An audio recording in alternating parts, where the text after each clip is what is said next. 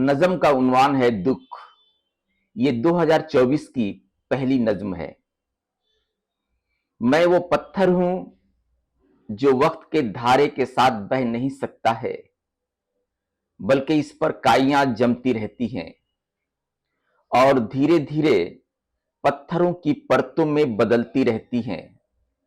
तुम मुझे उठाकर उन मशीनों के हवाले कर दो जो पत्थरों को काटकर मस्जिदों, मंदिरों या घरों की फर्श की जिन्नत बनाने के लिए मशगूल हैं, या उस संग तराश के सुपुर्द कर दो जो मुझे तराश खराश कर मेरे अंदर से उस मूरत को निकाल सके जो अबद से जाहिर होने के लिए बेचैन है, या मुझे कंक्रीट में बदल दो, मगर तुम मुझ पर अपनी मर्जी का रंग चढ़ाने के सिवा कुछ भी नहीं कर सकते।